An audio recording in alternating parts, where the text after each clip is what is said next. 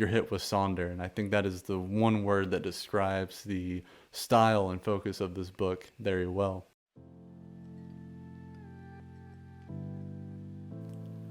Hello, welcome to Books and Booze. This is a series where I talk about books and I have some booze. I'm Alex. This time I will be talking about the Brothers Karamazov, or the Karamazov Brothers, depending on what edition you get, by Fyodor Dostoevsky. And hopefully I continue to say that correct throughout the entirety of this video. I will also be having Yeehaw Dunkel during this video, which is a regional beer to me near East Tennessee. It is a Dunkel lager, a dark lager. I believe it is German in origin. And already poured a little bit earlier because we had some malfunctions. So here's hoping that you stay with me this entirety and there's not any more crashing. But cheers to Dostoevsky. If you can find, this one is absolutely excellent. I don't know a whole lot about beers, so someone can correct me in the comments if you want, but it seems like there's mainly like hoppy beers and malty beers, and this is more the malty side. It tastes like bread, it tastes like baked bread, or maybe like toasted nuts or toffee or something like that. I love it. It's my favorite I've found in the area so far. So anyway, the Brothers Karamazov probably needs no introduction, but in case you don't know, it is an 1880 novel written by the literary titan Fyodor Dostoevsky. It is part murder mystery, part courtroom drama, part triangular love affair, part theological and philosophical exploration. It's got a little bit of everything in it. It centers, funny enough, on a character called Fyodor Karamazov and his three sons. There's an impulsive and more sensual son called Dmitri. He's the oldest. There's a more cold, rational, academic type son named Ivan.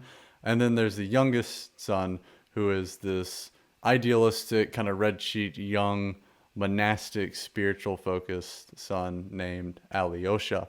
Through various gripping events throughout the story, you follow all these characters as Dostoevsky portrays the entirety of not just Russian life at the time, but kind of human life in general. And all of its social and spiritual strivings in what was kind of both a golden age but a very tragic turning period in Russia's history. Similarly, the writer probably needs no introduction, but if so, Dostoevsky is considered by many one of the greatest writers of all time by numerous literary critics, not just his set time period, but of all time. He wrote novels, short stories, essays, and was a journalist for a period of time. His work in general tends to explore the human condition. I think that's part of what has its staying power. And he goes over various troubled political, social, and the spiritual atmospheres of 19th century Russia. And throughout the course of that, he engages in various philosophical and religious themes. What's interesting is he studied to be an engineer, and I wouldn't have guessed that other than maybe how just densely crafted some of the family structures and community is in this novel. Studied to be an engineer, but his love of writing overtook that for him, and he just abandoned it completely to pursue writing. And so did his love of Jesus. He did fall into a lot of the religious thinking of his time. For example, he deemed Russian Orthodoxy specifically to be the most ideal form of Christianity possible. And he also had some interesting political ideas that seep into the writing and kind of landed him in trouble early on in his career. I don't know a whole lot about them. I haven't done a deep dive into that, but I do know he was highly critical of serfdom, but at the same time thought that Russia crafting a constitution was this really bad idea. So in short, from what I've gathered from this and just reading about him in general, is that democracy, oligarchy, socialism, or little man-made systems and so forth just did not vibe with him at all. He believed that Christianity held the answers to literally everything, and this novel explores that in detail while also still being highly realistic about the human condition. Overall, I do feel that his love of God and God's love in general really comes through in his writing, especially in the Brothers Karamazov. So, what did I not like about this novel before I get into the many things that I did like about it. So there's a heads up for that. There's very few that I did not care for in this. One specifically might just be a general gripe with the Oxford World's Classic Edition, while the actual translation in this is wonderful. Some of the structure or lack of having footnotes held me up from time to time, having to flip back and forth, namely for small things that I think you could have as footnotes rather than having larger notes toward the end, like just random French phrases that I have no idea what the characters are saying in that moment because it still remains in French. But that's just a personal gripe with this edition.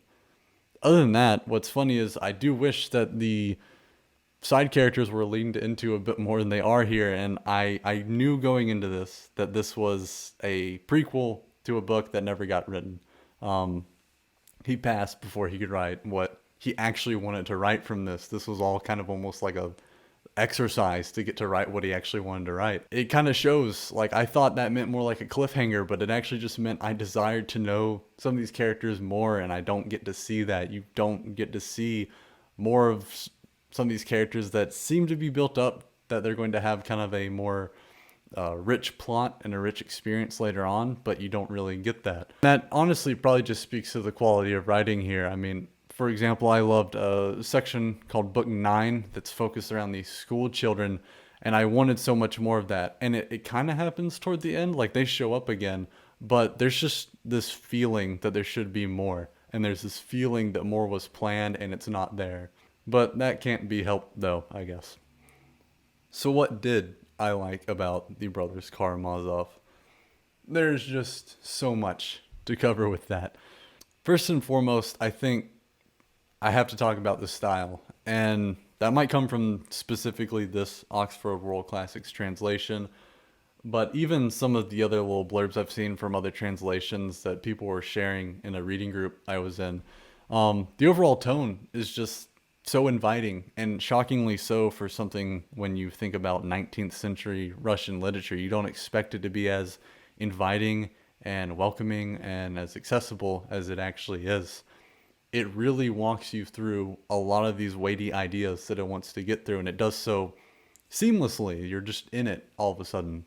And I think that also helps when the plot isn't entirely focused on the plot itself. It's more focused on capturing the humanity in these characters and the philosophy behind each one of them and how that paints how they view the world. If there was one word I would use to describe this book, it's sonder, which is that experience that everyone has this fully lived life that you were suddenly hit with, that experience of realizing that. And this book tries to capture that in this small Russian community, and I think it does so exceptionally. Every character is just so fleshed out and has an astounding amount of nuance to them that you're hit with sonder. And I think that is the one word that describes the style and focus of this book very well.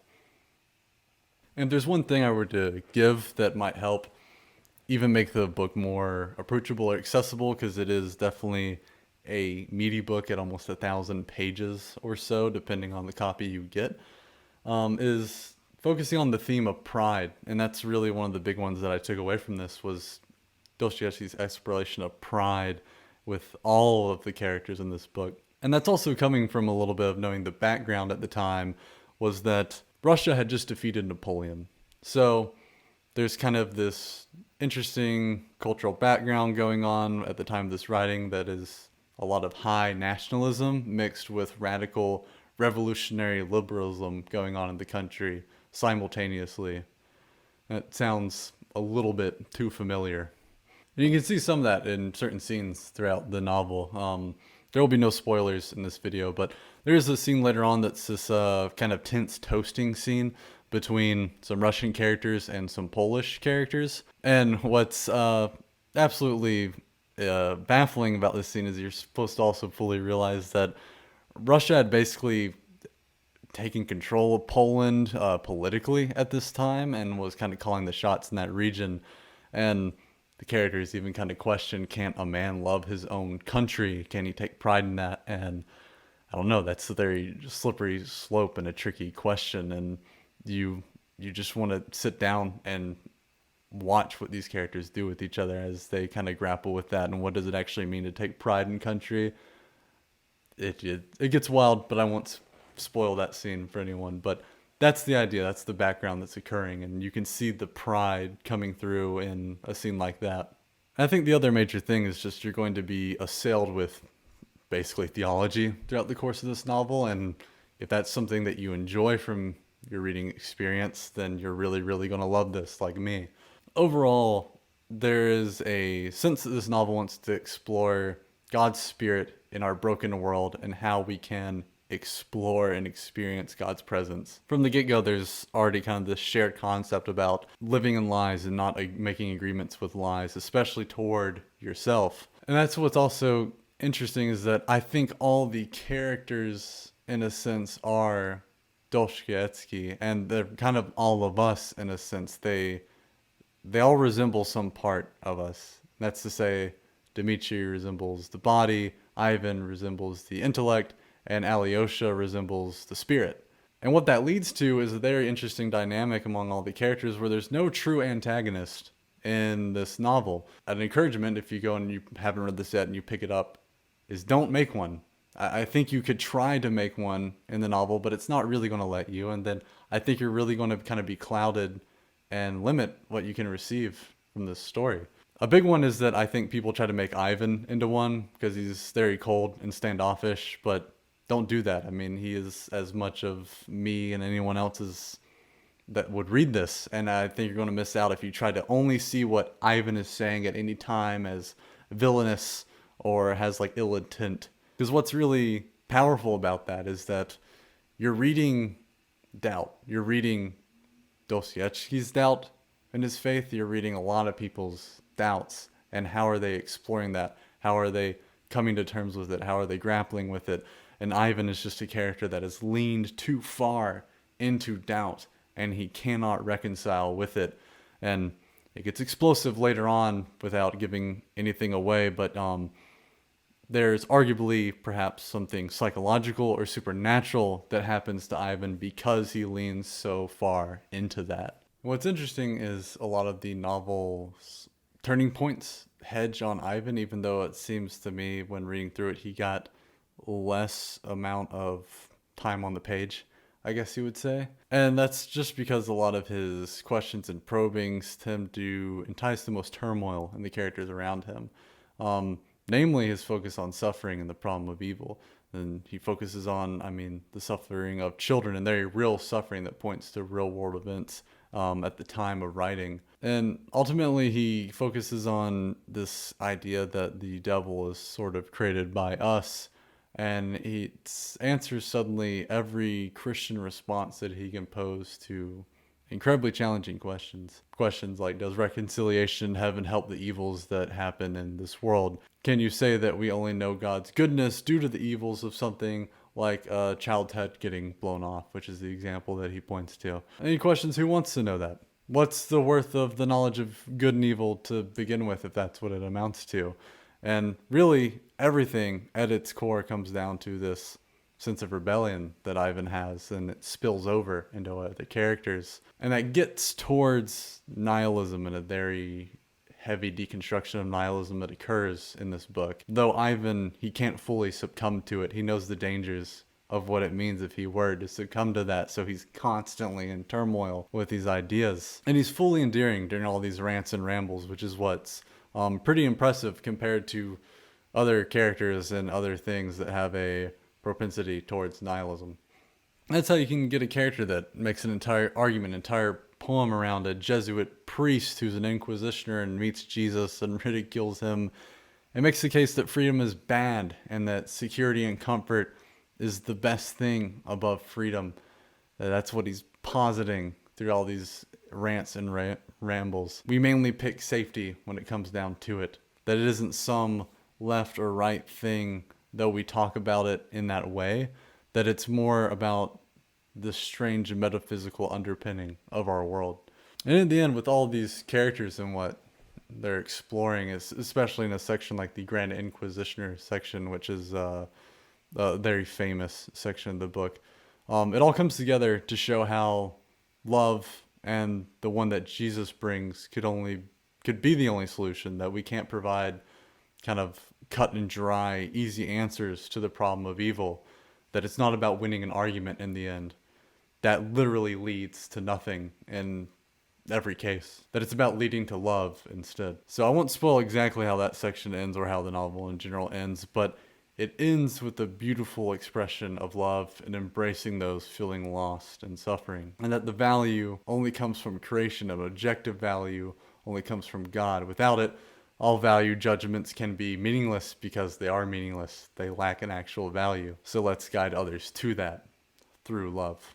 I should read some Camus after this. I know that he tackles very similar themes and with a very, very different perspective that people tend to like. And that might be interesting to get into. You can't prove anything with these problems, holistically. You don't argue your way through it. You don't reason your way through it. These characters can't do it. They're seeing them try and they're experiencing it. And that's exactly what it is. You experience it. And that's what the Brothers Karamazov explores. You don't get the knowledge of God through ideas and reason. That's what comes through with mainly Alyosha's experience of trying to tackle his position in the world. You get it through the acting experience of love, which he ends up resembling in the narrative. And it's just a constant back and forth with all these things throughout the novel. And I haven't even talked about the actual murder part, which doesn't even happen till literally page 500. And that's the central point, the entire thing that you get in the book summary on the back. And you're just enraptured by all this before you even get around to a murder case that occurs. All this stuff happens throughout the text, and I'm just going to stop though, because there's just way too much to get into about it. Those were kind of some of my high level takeaways and experience of reading this. So does it get a toast of excellence? Absolutely. Brothers Karamazov gets the highest excellence toast, if that's even possible. There's just too much to say. There's too much to explore with this, and maybe some other time I'll revisit it or make another video that explores certain aspects of this in more detail. But just go and experience this book.